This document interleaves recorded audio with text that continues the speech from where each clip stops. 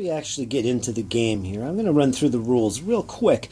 Not a detailed look, but I'm going to kind of give you an overview of how the rules work and some of the specific things that make these rules different from others, such as base sizes and turn sequence and how combat is resolved. I'm just going to run through that so you get some idea how it all is put together in a game of March Attack. Now, I must say that the gameplay is very fluid. It moves very quickly. It's a game intended to represent battles with a lot of units. If you like games that have a lot of units on the table in a grand tactical fashion, this is the way to go. You can expect a game like, for example, to be twice as many units as Black Powder and play much more quickly and efficiently. It's representing where each player commands a corps, if you will, although it is possible for a single player to command an entire army, multi-corps force. But it's geared towards one player controlling a corps-sized force, broken up into divisions or wings, and your basic units will be battalions and regiments and batteries of guns, or even grand batteries. You can form grand batteries in this. So yeah, that's the basis of the game. And I think when you first get the rules, they do look a little confusing, they look a little intimidating. But when you actually sit and play the game, perhaps learning as you play, it actually is quite easy, quite simple, and you catch on very quickly in the first few turns. At least that's my experience. So let's get into the details now and whip through this and see how this game works. The first thing we're going to look at is the actual bases and scale used in the game. Now, it is a grand tactical game. It's meant for great battles with lots of troops in a big area. The ground scale is 1 inch equals 60 yards, and that gives about 1 mile is about 30 inches. Now, on a 6x4 table, that's quite a distance you got to play with. The basic units are actually battalions of infantry, regiments of cavalry, and batteries of cannon. And I have some of those displayed up here. And they're always made up of 2 bases, the exception being artillery, which if you're representing a battery of less than 12 guns, it's a single base. But otherwise, everything has 2 bases. And the reason for that is so that you can have little formations and represent them on the tabletop. In this case, we have a column of 2 bases, one behind the other, a line formation, where both bases are side by side. And here we have a single base of a battery. Guns, less than 12 in strength. Your commanders are usually on round bases, or they can be on square. And the base sizes prescribed in the rules are 40 millimeters by 30 for all your infantry and cavalry bases, 40 by 40 for all your artillery guns. But you can use any base size, really. The game uses inches for its range and movement distances. In my case, I'm using 10 millimeter figures, and the bases are 30 millimeters by 20 for the infantry, 30 millimeters square for the cavalry and the artillery. Yeah, and that's how it works. Works pretty good for me, folks. The time scale is 1 turn represents about 20 minutes of actual battle going on the tabletop we're representing. Works pretty good. So that's the scales, and those are the units involved in the game.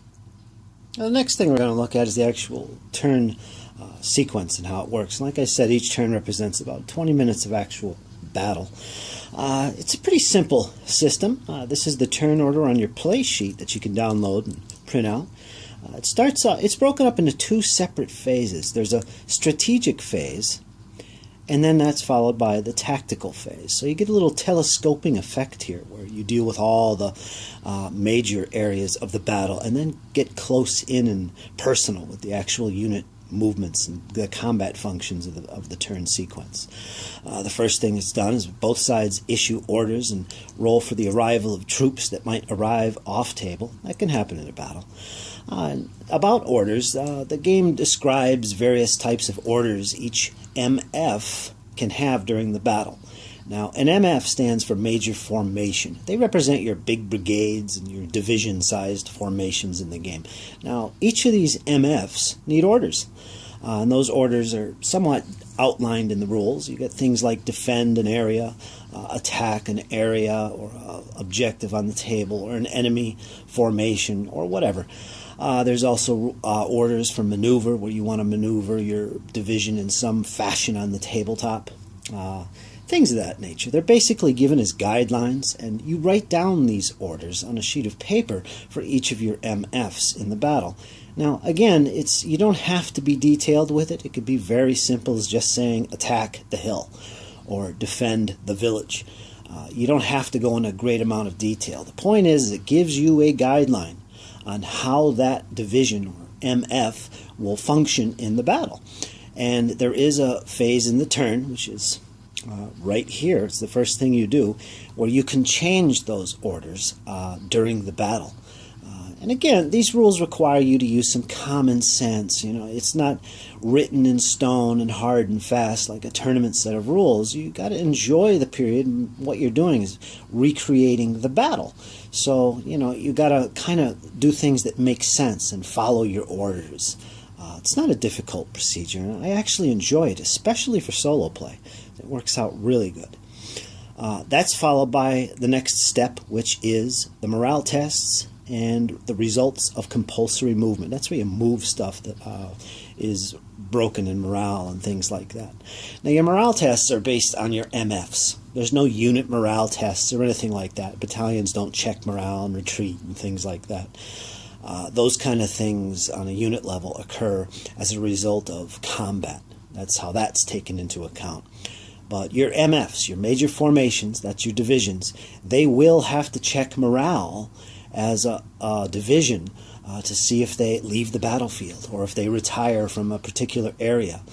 Those things can happen, and it's usually a result of having units lost during the battle. And it's based on the number of units in the division or the MF and their basic quality troop type, like if they're conscript or if they're veterans and so on and so forth. So that's where that kicks into play. Next thing we do in the strategic phase is we conduct what's called skirmish combat. Now, in skirmish combat, basically every MF or division will be rated according to its skirmish capabilities. And it's all based on the quality and number of troops involved that are part of that division. The more units you have, for instance, the better your skills at skirmish combat, the higher your skirmish combat ability will be in the game.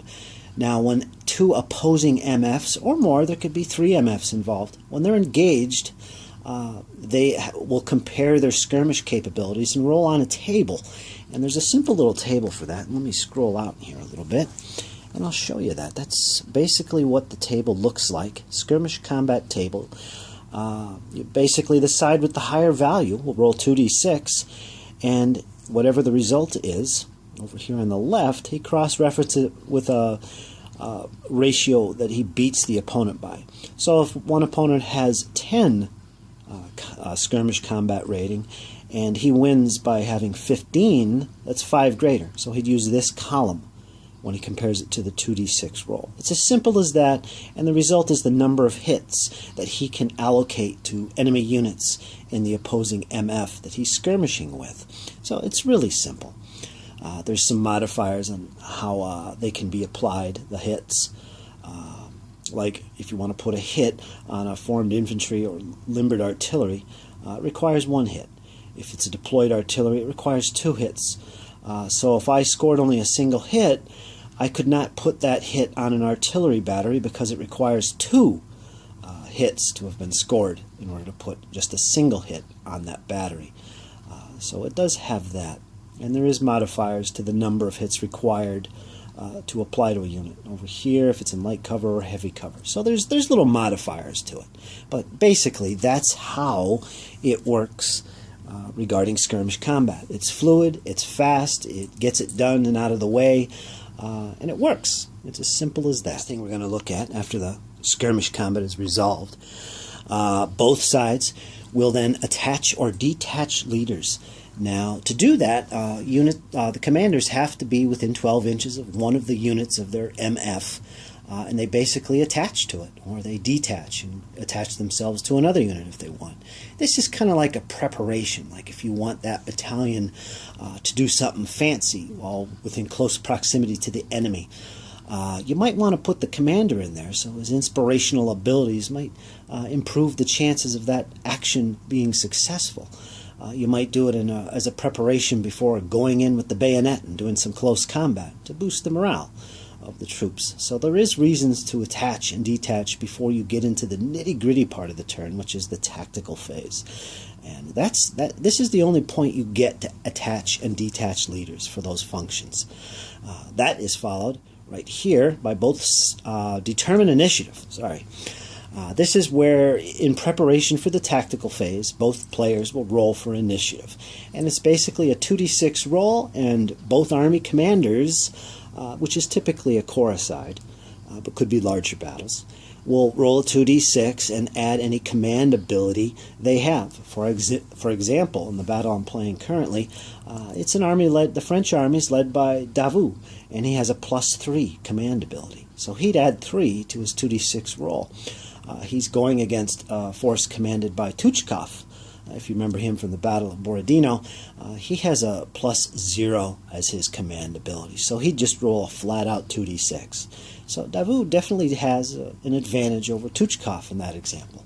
So that's all in preparation for the next phase of the turn, which is the tactical phase. Now, once initiative is determined, the player who wins and gets the highest roll gets to determine whether he is going to go first or the opponent goes first. So he has a choice here. The side that does go first is termed the active side, or the active player, and gets to go through this tactical phase one step at a time here. There's 4 steps, one after the other. And once he goes completely through the 4 steps, the opposing player repeats those steps for his own side. Now, the first thing that the active player does for his side is he activates any chargers and movement functions that he wants to do with his units in the battle. And that usually starts off with all the charges. He declares any units that are charging into melee. And he carries out the functions of charging, which basically they move until they come within a base, 1/2 inch, actually, distance from the target of their charge. Now, there's all kinds of things here that could happen. The inactive player will also have the opportunity to react to any charges, like infantry forming square. Cavalry can countercharge, in which case both units are charging each other, and so on. Artillery has a chance of limbering and getting away if they're deployed and being charged, things like that. So there's charge responses. So yeah, and then once that's finished, we go to the normal movement. The active player moves the rest of his units their normal way, which would be the non-charging units. Once that's all carried out, the next thing we do is we go into the firing phase. Now, there is one other thing to keep in mind here, is there is opportunity charges. Now, opportunity charges are something that the inactive player has as an option for his units, where he can charge an opposing unit that's moving.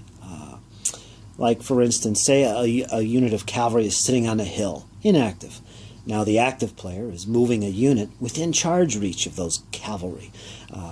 As soon as that infantry unit comes within distance, charge distance of that cavalry unit can declare an opportunity charge. Once that's declared, he can charge that infantry if he wants to do so. And the infantry unit halts and can respond as it normally would for a charge. So there is opportunity charges, and that would be carried out during the movement and charge declaration phase, or step actually. Again, the next step after that is to handle and resolve all the shooting. Now, this is actually a part where units that were charged and holding their ground can actually fire at chargers, or anyone else for that matter. And all the units on the active side and the inactive side will fire. And it's all deemed to take place and take effect at the end of this step, because it's simultaneous. All fire is simultaneous. Kind of like with DBA type gaming, where both sides do all their shooting at once, and then the effects are taken to effect at the end of that step.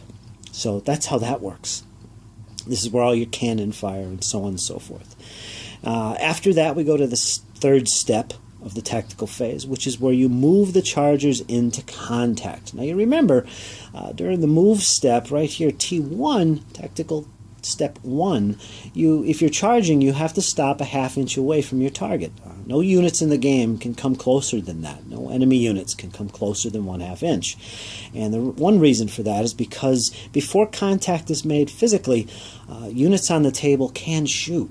And that means units that are being charged or not being charged can shoot at whatever targets are within their fire arc.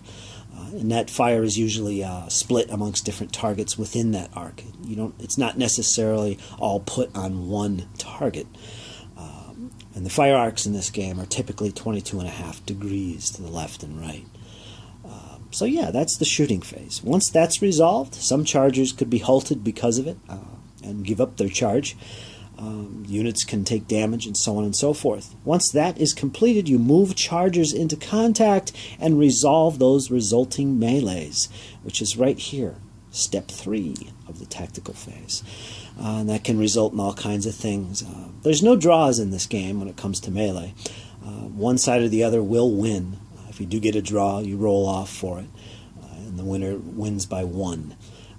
Basically, both sides add their combat values together to a dice roll, which is a d6. Add any modifiers, the typical modifiers you can imagine for melee. And the higher roll wins. And then what happens is you refer to, see if I can get up my play sheet right here, this little section of the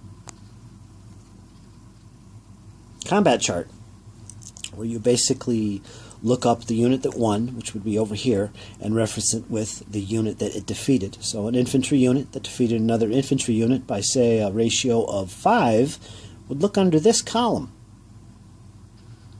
So infantry versus infantry, this means the opponent, the losing side, loses 3 CV. CV stands for combat value. We'll get into that in a bit.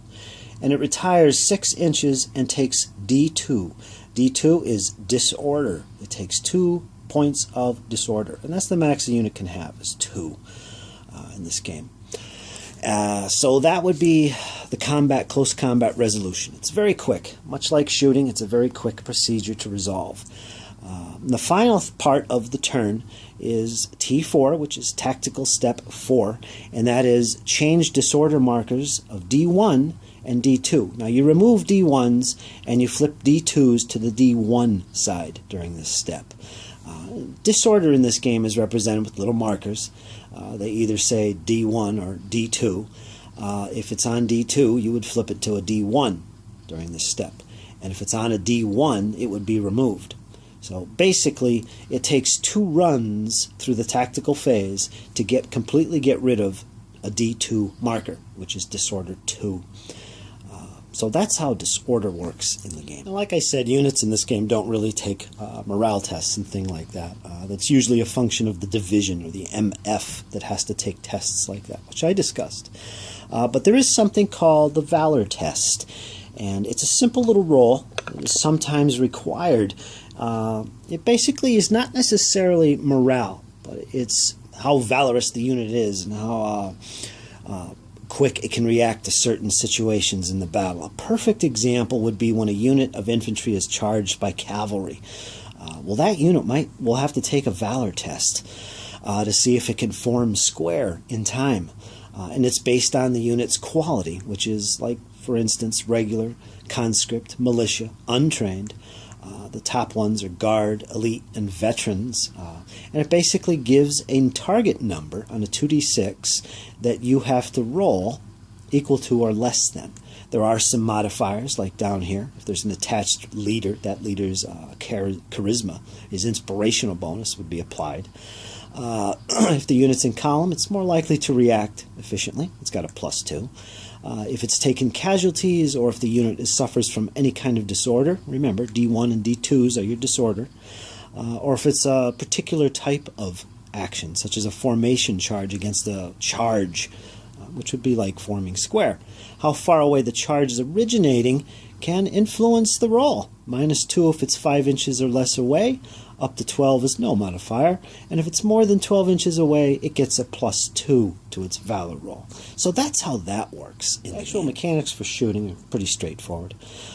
Basically, the combat value of the unit is the number of hits and damage done on a unit. Now, every 6 hits you score on a unit equals one CV loss, one loss to its combat value.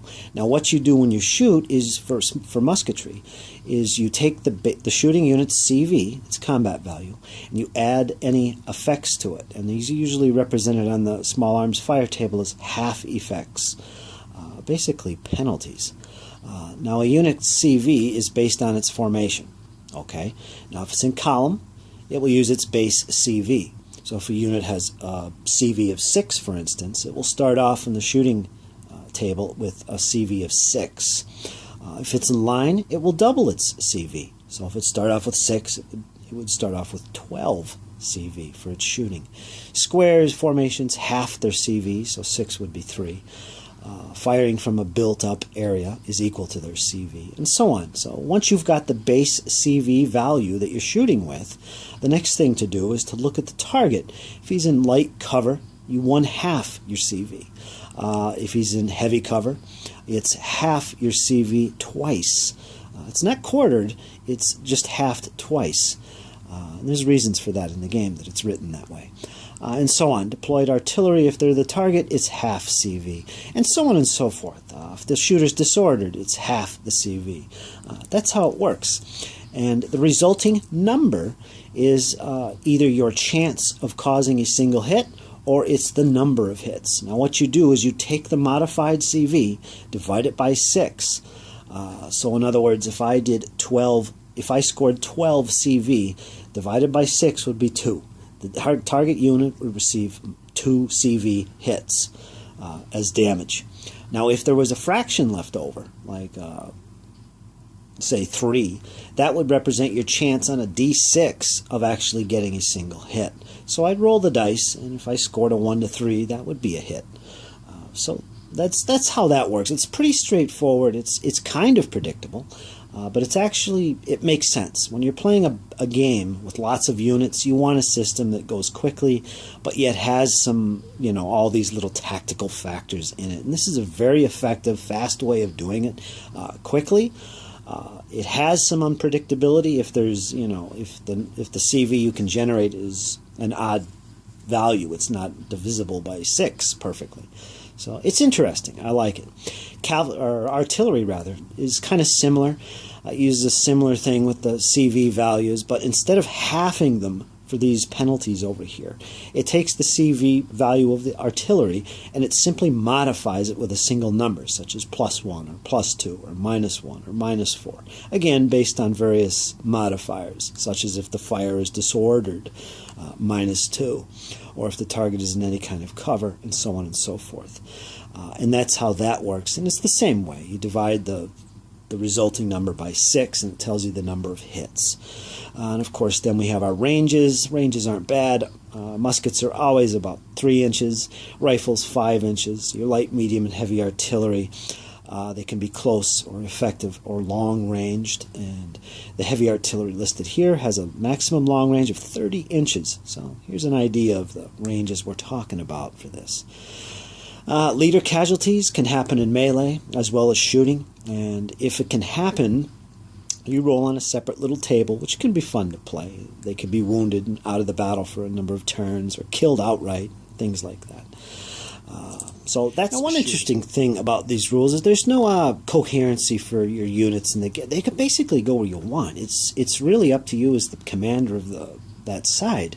But that said, pretty much of it is where your units are located on the battle tends to be in one area, and the reason for that is because of the orders they're issued. So all units are pretty much trying to follow that order that you gave them. Like if you gave your division an order to defend the village, probably most of the units in that division are going to be right around that objective. Like again, you have to use common sense and your own historical interest of recreation to simulate this. So it's likely that your units would all be working in the same area.